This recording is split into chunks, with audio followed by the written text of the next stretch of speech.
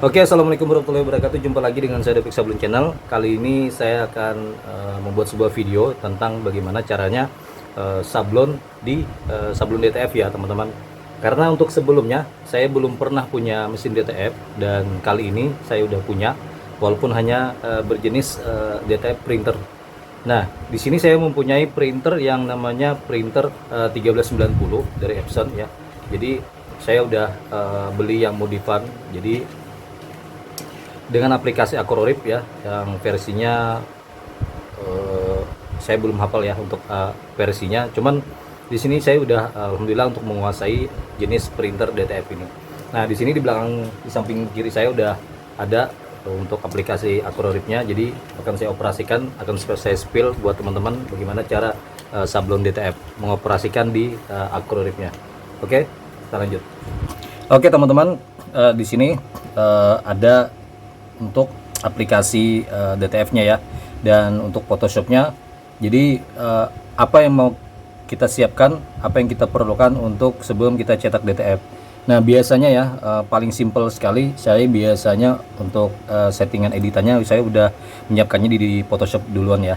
Karena biasanya kalau tergantung kita padnya ya, padnya apabila pad yang 30 cm, kita utamakan di sini untuk jenis ukuran layernya itu 30 cm teman-teman. Nah, ini 30 cm. Jadi saya usahakan untuk gambar apa saja yang mau saya muat di sini dengan ukuran pad 30 cm. Untuk panjangnya terserah teman-teman ya. Kalau misalkan 30 cm kali berapa ini? Nah, kali 40 kali 48 lah ya. Kalau misalnya teman-teman mau yang singkat sampai di sini ya tinggal dikalikan aja 30 kali 13. Nah, ya kayak gitu. Nah, ini saya membuat format yang jenis custom ya, bukan A3. Kalau teman-teman mau pakai custom A3 juga silahkan, karena untuk A33 biasanya itu 32 cm ya, karena untuk pad kita 33. Nah, jadi di sini saya siapkan untuk yang 30 cm karena saya punya 30 cm. Nah, jadi sini udah saya siapkan ya untuk berupa format PNG. Format PNG-nya di sini. Jadi ini saya save ya. Saya save. Teman-teman silakan aja susun ya sedemikian rupa sesuai dengan selera teman-teman, agar tidak banyak space. Teman-teman bisa rapetin aja ininya ya. Jadi di sini kita save, sini kita simpan di data yang mau kita simpan. Oke, di sini formatnya saya ganti PNG. Nah, ini format yang ada saya ubah ya. Nah, saya refresh aja di sini. Oke, nah ini compressionnya kalau bisa yang smallest ya, yang slow, jangan yang non. Nanti kalau misalnya non nanti nggak bisa dikompres ya. Nanti kalau misalkan kita menyimpan yang pakai non kompres, nanti filenya terlalu terlalu besar. Jadi kita gunakan yang smallest aja.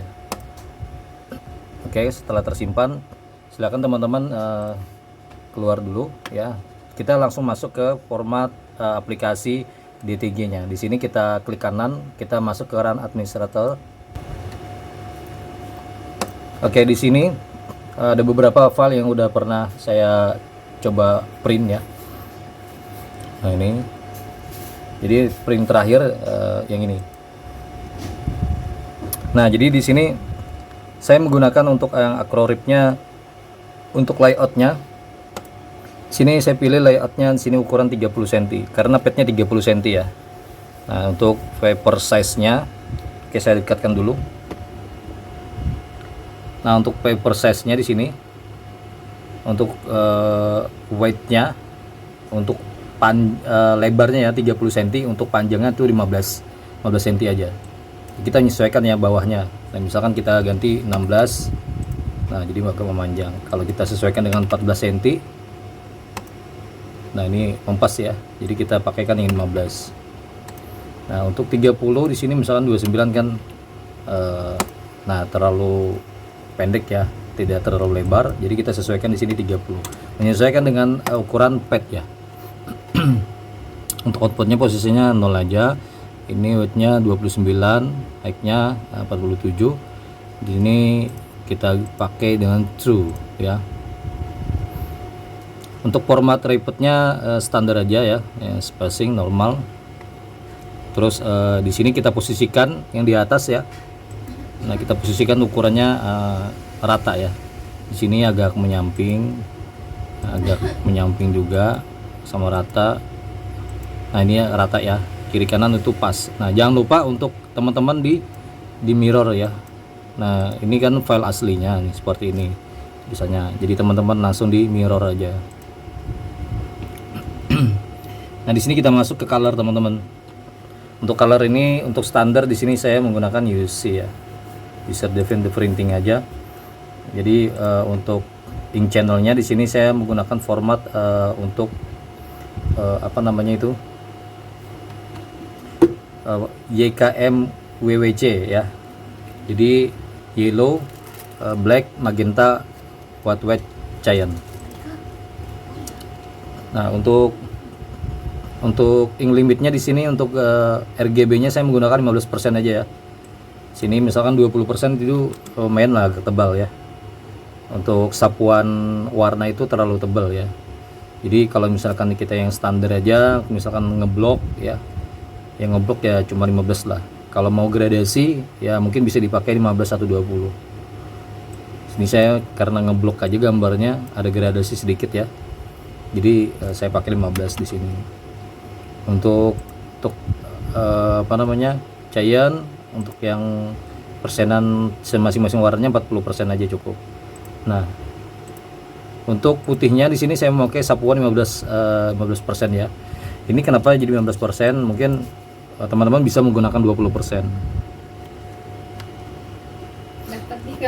Menggunakan 20% ini teman-teman bisa karena penebalan ya, tergantung tebal atau tipisnya sapuan dari warna putihnya, tinta putihnya itu.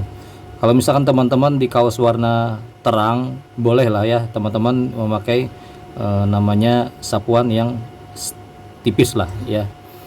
Ini tergantung tebal atau tidaknya tinta putih itu. Jadi di sini saya menggunakan 15 aja. Oke, untuk ACC profilnya nggak usah ya di off-off-kan ya. Sini saya menggunakan untuk white layer generationnya. Sini kan menggunakan kalau full fill area ini kan full ya di sini ya. Nah, seperti ini putih full di semua petnya. Nah, kalau kita untuk menggunakan gradient di sini dia tipis ya. Teman-teman bisa lihat. Oke, saya bawakan dulu. Nah, di sini tipis tidaknya teman-teman. Nah, gradient wet under. Nah, ini sapuan warna putih ya. Sapuan warna putihnya itu tipis. Nah, kalau negatif ya negatif ya bentuknya. Kalau ini gradient positif. Semuanya sih tipis ya teman-teman. Jadi cuman ini tidak kita rekomendasikan karena untuk standar biasanya kan 100% itu untuk yang full. Jadi tinta serta dengan warna putih. Jadi putihnya itu tebal, pekat teman-teman. Cuman bedanya tadi dengan yang ini, yang 15% ini dia sapuannya itu tipis. Nah, ini sepengetahuan saya aja ya. Karena udah beberapa kali sudah saya mempelajari aplikasinya ini, jadi gampang. Kalau misalnya gradient ini tipis ya teman-teman. Jadi warna putihnya itu sapuannya tipis. Ini bisa kita menggunakan kalau untuk kaos warna putih teman-teman. Kalau misalkan kaos warna putih itu bisa kita gunakan dengan gradient ini. Jadi putihnya itu tipis. Kalau misalkan kita baju nyablon dengan kaos yang warna gelap, kita bisa menggunakan yang 100%. Jadi seperti itu. Jadi untuk kaos yang warna terang bisa menggunakan gradient, untuk warna yang kaos yang warna gelap kita menggunakan 100%. Jadi seperti itu. Oke, di sini misalkan 15 ya kita sapuan dengan warna tipis ya. Jadi kita ganti aja 20% biar agak lebih pekat lagi lah ya. Oke, mungkin kalau ada koreksi teman-teman yang udah ahli di bidang cetak akurarip ini mungkin bisa komen-komen di bawah ya. Ini menurut pengetahuan saya aja. Oke, kita langsung masuk ke ini layout udah. Kita udah mirror juga, kita masuk ke printing. Di sini untuk printernya di sini saya menggunakan LCD 800 ya, karena L800 ini headnya L800 teman-teman. Nah, kalau untuk potnya kan di sini kan printernya kan 1390 Epson Stylus Photo 1390. Kelebihannya untuk printer 1390 ini teman-teman, sapuannya itu cepat ya. Sapuan cara dia mencetaknya itu bolak-baliknya itu cepat. Berbeda dengan L1800 itu agak lambat seperti itu. Penting untuk cek papernya kosongin aja, off aja. Sini untuk yang resolusi yang putihnya biar lebih standar ya, 1440. Untuk resolusi gambarnya juga di sini yang kita pakai yang terbaik 1440. Nah, untuk speednya nih one direction ini sapuan 2 kali teman-teman. Kalau bidirection kan dia 1 kali. Nah, 1 kali sapu lah ya. Kalau untuk yang ini dia dari kiri ke kanan. left ke right itu, seperti sapuannya seperti itu. Kalau ini kan dari right ke left ya. Jadi untuk bidirection ini 1 sapuan aja. Jadi sini kita biasa menggunakan unidirection LR. Oke, untuk white dot size-nya, untuk gradasinya di sini kita menggunakan untuk white dot size ya. Untuk ukuran dot, misalkan artinya ini ukuran dari titik warna putih ya. Jadi seperti titik-titik itu loh, dot, seperti raster itu. Jadi kalau mau yang terbaik, paling bagus gradasinya yang mix aja. Nah, color dot size-nya kita pakai yang medium aja ya. Kalau kita pakai mix juga bisa sih, kalau misalkan mau meraster ya, cuman standar aja lah untuk warna.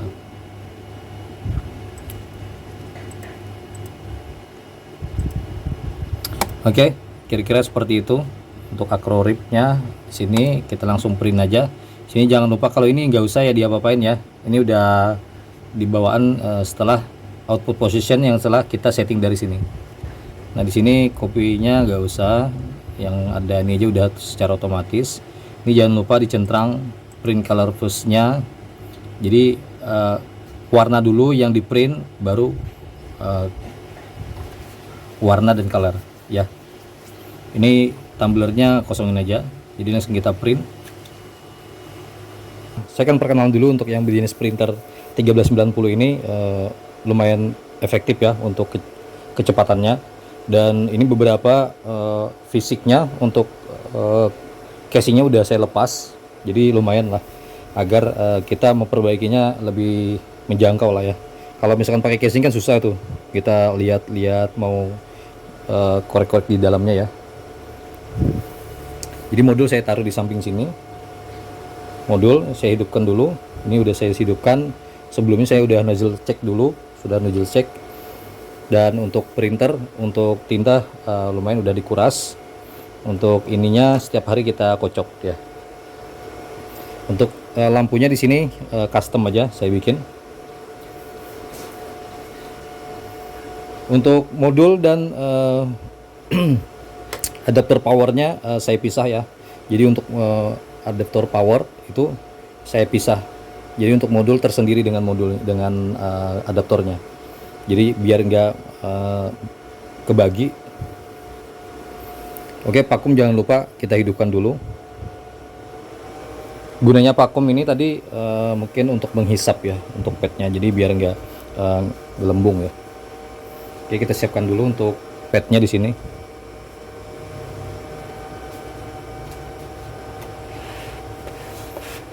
Nah, sebelum kita print biasanya kita cek untuk tinta dan padnya. Biasanya kalau misalkan dia tidak terdeteksi sensornya, dia warna tombol kertas sama tombol tinta itu dia berkedip dua. Jadi kita biarkan printer bekerja membaca sensor daripada pad dan tinta.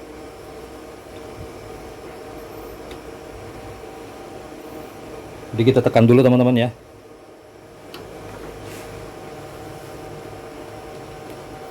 Oke, kita posisikan serata mungkin ya. Di sini kita menggunakan pad 30 cm.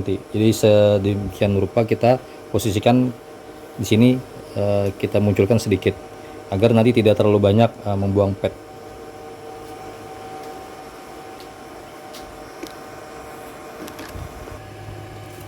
Oke, di sini kita print. Yes. Oke, udah mulai bekerja.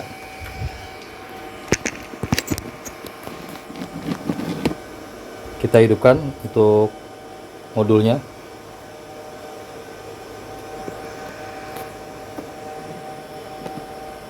Oke, setelah ini biarkan bekerja untuk printernya.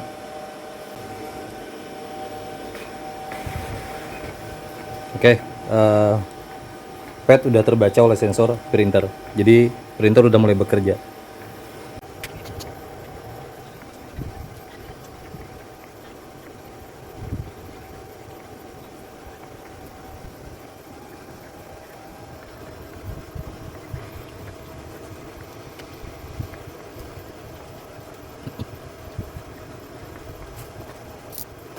Oke, seperti yang saya bilang tadi teman-teman, untuk sapuan warnanya 15% ya. Jadi untuk warna 15%, GB-nya.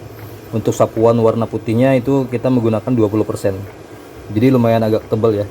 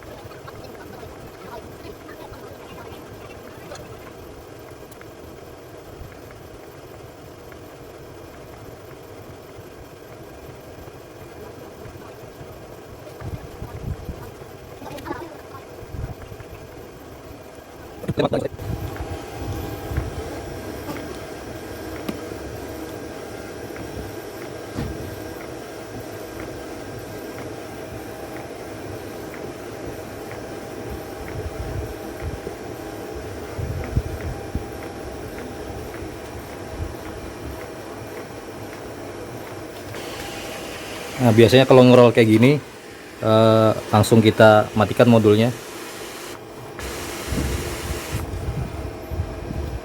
Oke, kita cek gambarnya. Kita selesaikan dulu. Print headnya bekerja kembali.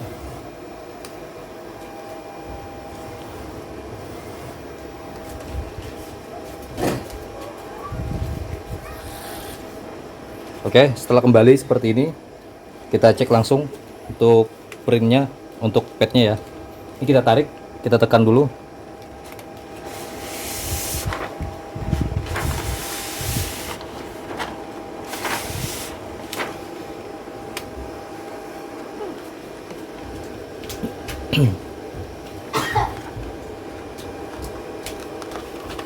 Oke, untuk hasil printnya aman ya, tidak ada yang cacat, jadi kita langsung potong aja.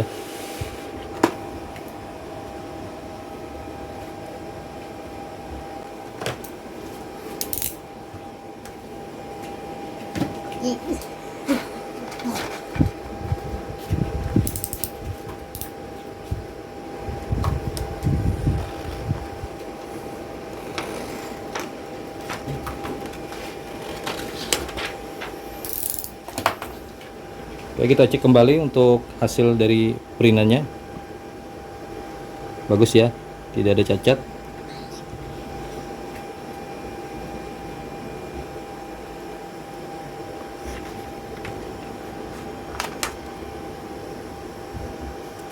Oke, hasilnya sangat luar biasa, sangat detail. Ini hasil dari print daripada DTF printer 1390. Oke, ini ya, setelah ini akan kita bubuki ya. Jadi kita bubuki lem, setelah itu baru kita panaskan dengan oven. Kita lanjut lagi.